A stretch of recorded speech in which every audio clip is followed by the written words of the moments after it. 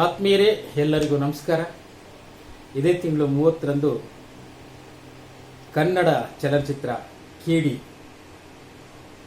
ನಮ್ಮ ಧ್ರುವ ಸರ್ಜಾ ನಟನೆಯ, ನಿರ್ದೇಶಕ ಪ್ರೇಮ್ ನಿರ್ದೇಶನದ, ಅರ್ಜುನ್ ಜನ್ಯ ಸಂಗೀತ ನೀಡಿರತಕ್ಕಂತಹ ಈ ಒಂದು ಮಹೋನ್ನತ ಚಲನಚಿತ್ರವನ್ನು ಇದೇ ತಿಂಗಳು ಏಪ್ರಿಲ್ 30ರಂದು ಬಿಡುಗಡೆ ಮಾಡ್ತಾ ಇದ್ದಾರೆ. ನಾಡಿನಾದ್ಯಂತ, ದೇಶದಾದ್ಯಂತ ಹಾಗೂ ಅಂತಾರಾಷ್ಟ್ರೀಯ ಮಟ್ಟದಲ್ಲಿ ಈ ಚಿತ್ರ ಬಿಡುಗಡೆ ಆಗ್ತದೆ.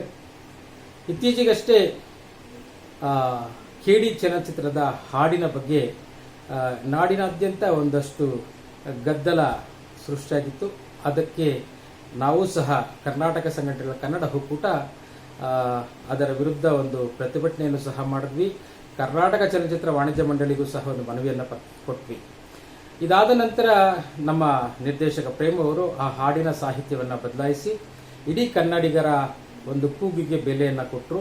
ಅಂತಹ ಮಹಾನ್ ನಿರ್ದೇಶಕ ಪ್ರೇಮ್ ನಿರ್ದೇಶನ ನೀಡಿರ್ತಕ್ಕಂತಹ ಚಲನಚಿತ್ರ ಕೇಡಿ ಚಲನಚಿತ್ರ ಬಿಡುಗಡೆ ಆಗ್ತದೆ. ಆ ಚಲನಚಿತ್ರಕ್ಕೆ ನಾವೆಲ್ಲ ಒಗ್ಗಟ್ಟಾಗಿ ಕನ್ನಡಿಗರು, ಇಡೀ ಹೋರಾಟಗಾರರು ಆ ಚಿತ್ರವನ್ನು 100 ದಿವಸ ಪ್ರದರ್ಶನವಾಗಬೇಕು, 100 ದಿವಸ ಭರ್ಜರಿ ಯಶಸ್ಸನ್ನು ಗಳಿಸಬೇಕೆಂಬಂತಹ ನಿಟ್ಟಿನಲ್ಲಿ ಆ ಚಿತ್ರವನ್ನು ಬಿಡುಗಡೆ ಆಗುವಂತಹ ಎಲ್ಲ ಚಿತ್ರಮಂದಿರಗಳಲ್ಲಿ ಕನ್ನಡಿಗರು ಆ ಚಿತ್ರವನ್ನು ವೀಕ್ಷಣೆ ಮಾಡಿ ಆ ಚಿತ್ರಕ್ಕೆ ಶುಭವನ್ನು ಕೋರೋಣ. ಇಡೀ ಕರ್ನಾಟಕದ ಎಲ್ಲ ಹೋರಾಟಗಾರರು ಆ ಚಿತ್ರವನ್ನು ಬೆಂಬಲಿಸೋಣ. ಇಡೀ ಕನ್ನಡಿಗರು ನೋಡಿ ಕನ್ನಡ ಚಿತ್ರಗಳನ್ನು 100 ದಿನಗಳತ್ತ ಕೊಂಡೊಯ್ಯುವಂತಹ ಕೆಲಸ ನಾವು ನೀವೆಲ್ಲ ಸೇರಿ ಮಾಡೋಣ.